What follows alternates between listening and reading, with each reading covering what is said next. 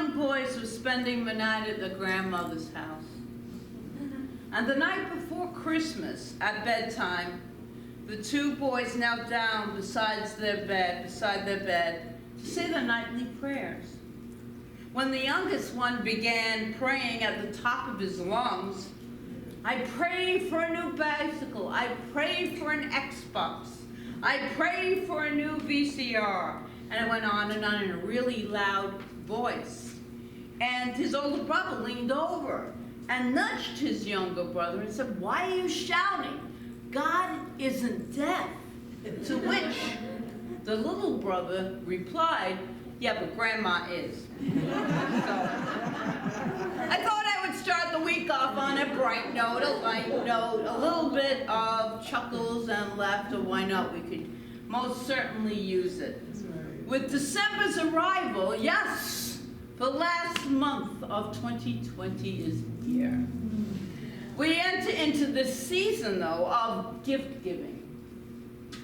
And thus, we're going to spend this whole month, this last month of 2020, focusing on gifts, a different gift every week. We're going to offer metaphysical gifts, gifts that you can actually go within and pull them right out and be at one with them. And I'm aware that this last whole year has been different for all of us. No one's left out of that. It's all been different. But as I said, for the whole theme of Thanksgiving for November, we can always give thanks. There's all kinds of things that show up in our lives that we can be grateful for. And that attitude of gratitude is a high vibration. So we really want to be in that. When we feel down or low, find something to be grateful for. Find something to be in service to someone else with. It will most definitely elevate. And did you know, Did you know that during the month of December, the following sacred events, these holidays, are also celebrated? So I want to acknowledge them because these holidays are all sacred when taken to their root. We have Islam, we have Ramadan, which is based on a lunar calendar and changes every year. And it begins this year, or 2021, on April 13th through May 12th. And it's celebrated for a whole month, which is kind of cool. It celebrates when the Holy Quran was sent down as a guide to man and a means of salvation. Then we have Judaism. It's coming up. We celebrate Hanukkah, the Festival of Lights, which begins December 10th this year and runs through December 18th. So that's a week there. And we have Christianity, celebrating the birth of Jesus on December 25th. We know that's about lights too. And Kwanzaa, an African-American holiday honoring values by which to live our lives by for 7 days. And this begins on December 26th and runs to January 1st, another week long. And there are so many other religions and spiritualities that have holidays that we can all celebrate, many of them. And many of them have sacred events that are key to the sacred rituals or whatever it is to that particular religion. So we celebrate all of it. We celebrate all of it. And one, most certainly, one in particular, has the commercial market cornered. We know which one that is. But we recognize them all, which is the point here. We recognize each one's choice, each one's faith. And what I love about religious science, or science of mind, is that it adds to any religion. It complements any other religion. It's not the only way. There are infinite ways. Ernest Holmes tells us that. There are many ways. And so many of these spiritual celebrations involve giving and receiving gifts. And it is the gifts, and we're going to really get into each week the metaphysical gifts that we're going to explore this month, the giving and the receiving. And I love giving and receiving. And if you're in the classes, you know this because it's the law of circulation, which is always in operation. Ernest Holmes tells us in Science of Mind, to each is given what he needs, and the gifts of heaven come alike to all. How we shall use the gifts is all that matters. That's the key point. How we use our own particular gift. So this morning and this whole month, I invite you to ask yourself two important questions. One, what gifts of God am I willing to receive? And two, how am I willing to use them? So the first one, before we can receive a gift, we must unwrap it. We must be willing to unwrap it. If we never unwrap the gift, it won't do us much good. But in other respects, we can be rather unwilling or afraid to open up the gift. Sounds crazy, but it's true. In Science of Mind magazine, in 2001 actually, Reverend Ron Fox beautifully wrote this. I love this. Each of us has been given the perfect gift, one that has been made especially for us, and we long to have it, yet we very often refuse to unwrap it. Why? Because there are probably an infinite number of reasons or excuses that can be made. But I suspect for most of us, the core reason is fear. The gift I'm speaking of is our ability to express life to the fullest, to live with joy and exuberance every day of our lives, to be at peace with ourselves and with the world, and to have health and abundance. Unwrapping the gift, then, means having a relationship with Spirit or with that indwelling presence, having a real relationship with it, with the divine. It means having the courage to step out of our boxes or containment and conformity, much like Miss Dolly is doing, stepping out and allowing the universe to guide, to present whatever needs to be experienced for that day. It means having the wisdom of the ages rather than the current fad or fashion, meaning to be open and receptive. Just to be open of the way things are supposed to look like. If ever, there's a gift we got from this whole pandemic thing, because nothing looks the way it used to look. Everything is a little different. A little this, a little that. Everything is changing. How open are we? If you're not open, it's going to lead to a lot of discontent. But when we're open to this is what it is, how can I, it's always, how can I respond to this? In what way can I open this gift and, even though it doesn't look like a gift, and enjoy it? Enjoy it as best I can. It means living from the inside out. Remember, always living from the inside out. It is never too late to unwrap the gift, this gift, which never gets stale, it never gets old, it's always fresh, and it's impossible to break. We cannot alter this indwelling divine light of what we are that's contained within it so many gifts that we have yet to even discover. It remains unchanged, yet it is always available to be opened. We need to open it. And there are many reasons to untie the ribbon. There are many ways of doing it. How do we open? We pray, we meditate, we take a class, we get aligned with this divine flow. I'm telling you, the classes really, they help me stay centered. Every week I know that I'm going to be with these beautiful beings, and we're really loving Zoom. I mean, the St. Francis class is still going on, and we just finished. Yeah, we just finished the foundation class. We'll be presenting them in a couple of weeks. That was it was a really great experience. Who would have thought that, a year ago I was not using Zoom. I was like, nah, I don't want to do that. Now it's like, wow, this is really cool. So we're having the classes on Zoom, and there is an exchange of energy. But anyway, the classes really do it for me. So does prayer and meditation. But it's never too late, remember that, to unwrap the gift.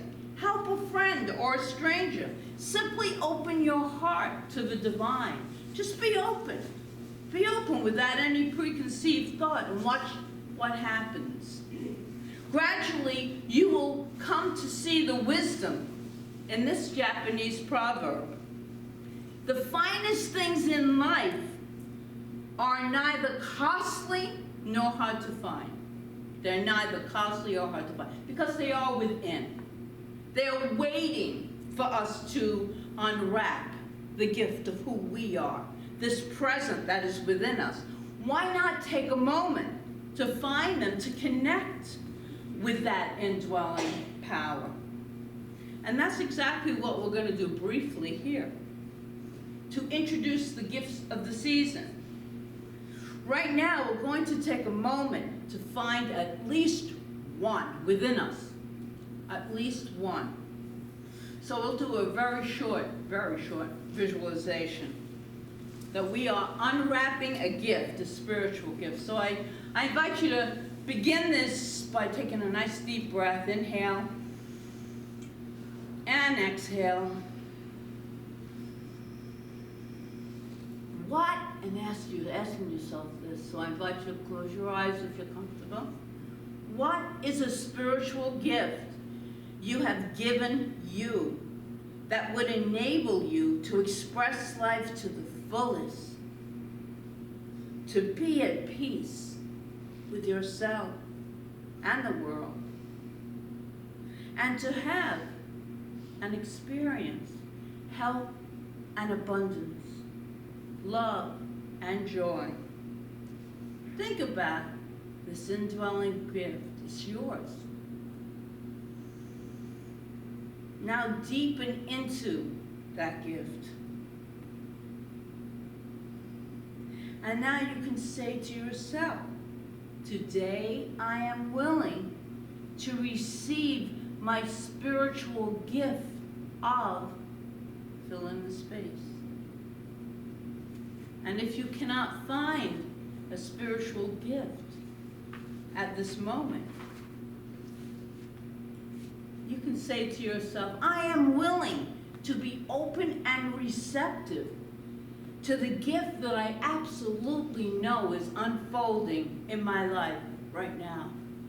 Whatever it may be, I'm open and receptive because the universe, God, spirit, whatever you want to call this higher power, will always give back to that which is asked. And we ask the divine to show us that gift within us. So, coming back to the room, your mission, should you choose to accept it, is to embody those gifts this holiday season and forever. But we're focusing on that for the month of December. We're focusing on gifts. Remember, we all not only deserve these gifts, but we're entitled to these gifts of peace, of love, of joy, of whatever your gift is, by our birthright. We are created out of the divine energy, that essence of light. And so that is the truth of who we are. That is eternal. It doesn't go anywhere. It is always within us. We are eternal beings, or we are within the light, the gift.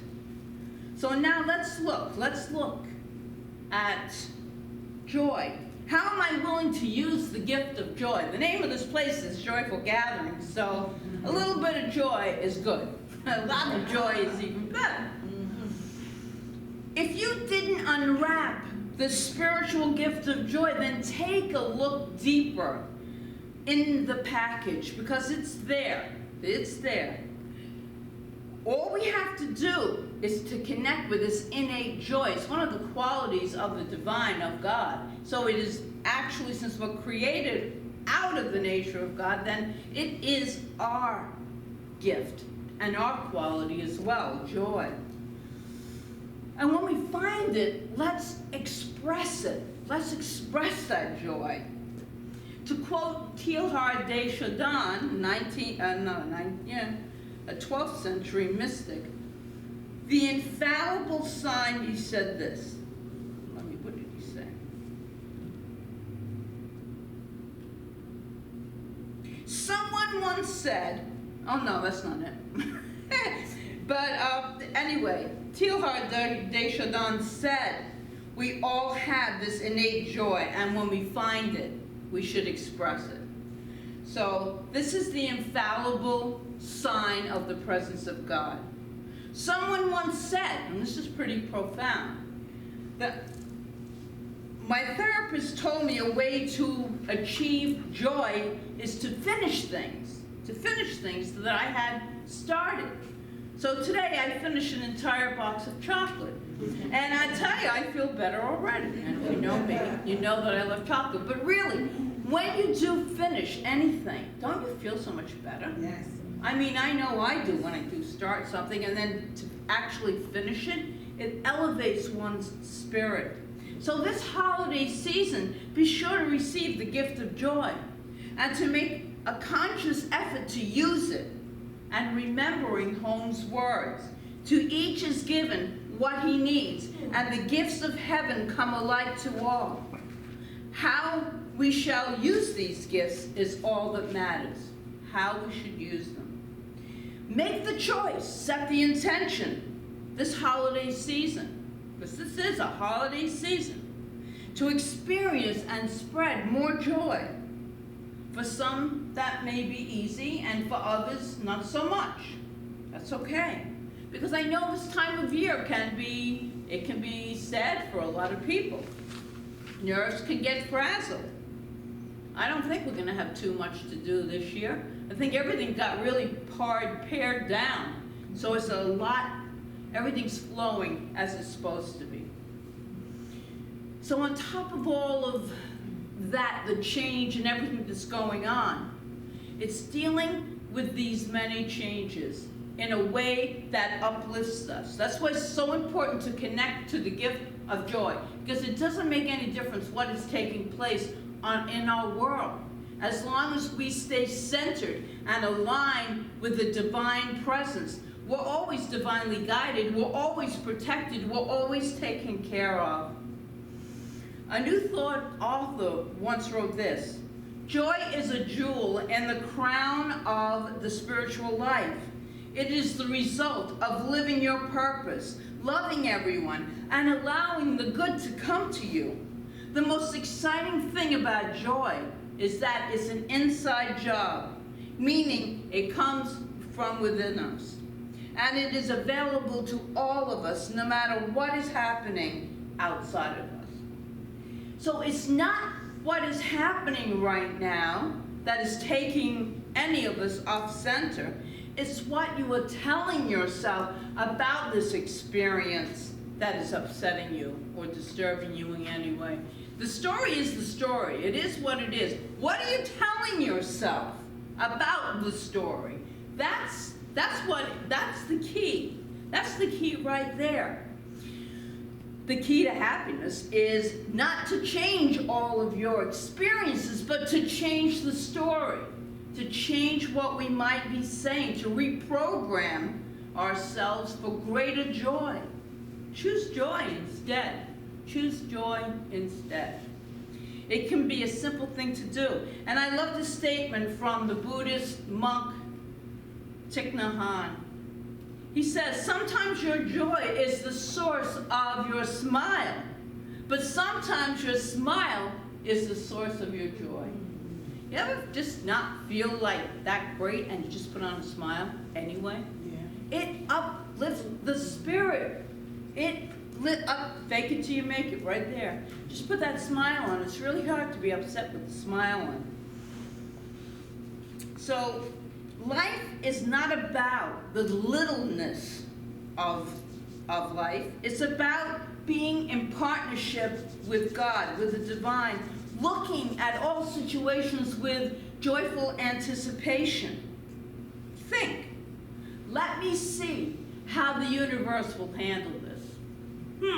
This is taking place. Let me see how the universe is going to handle this, or how I'm divinely guided by this universal energy.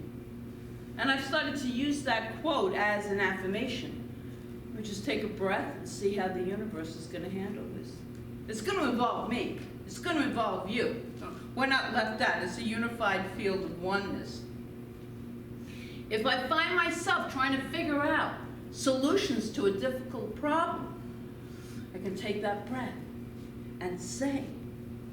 And in taking the breath is a form of surrender. In fact, it is surrender. I take the breath and I allow the divine wisdom of God to guide my every thought. Let me see how the universe is going to handle this. We change from being a victim then to being available for the divine to work through us.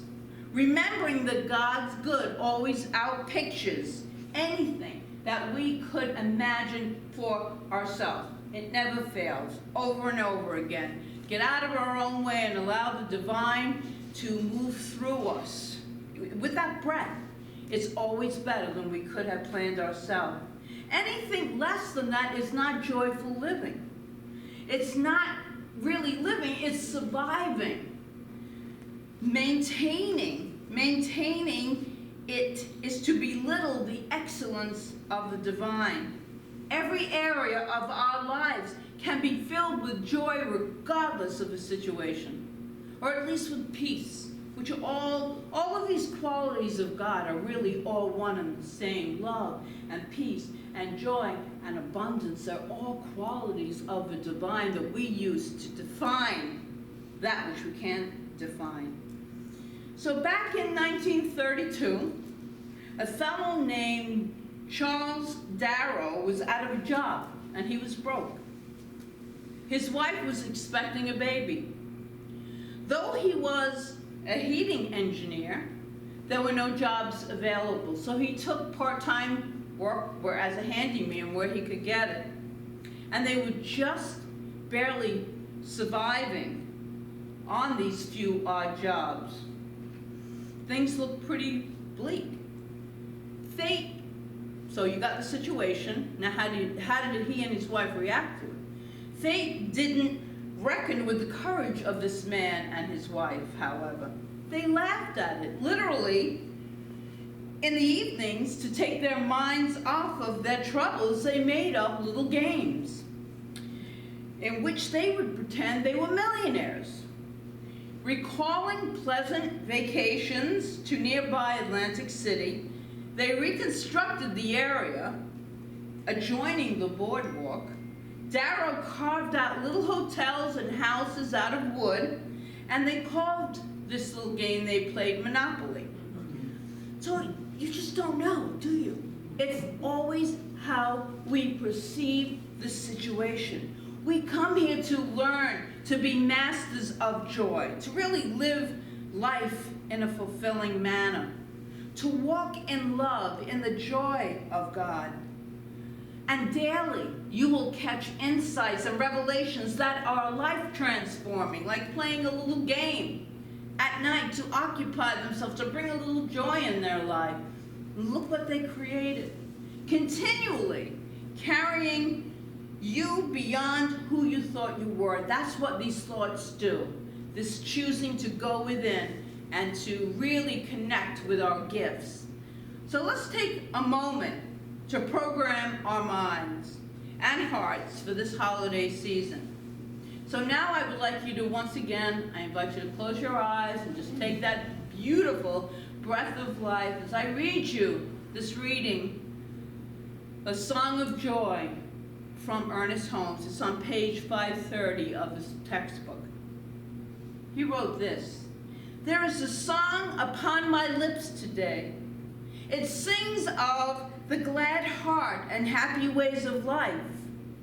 I will listen to my song, for it carols to me the glad tidings of great joy, of love and life. It tells me of the wondrous journey of the soul and the boundless life in which my life is hid. Today I am filled with joy. So this month we will continue to unwrap our gifts and continue to use our gifts. Every week in December, we're going to unwrap and experience different gifts. The beauty of these gifts is that they are already present in each and every one of us. And we will unwrap them together. It's your choice. It's always going to be our choice. Are you willing? Are you open? Are you receptive to accept these gifts and to truly use them?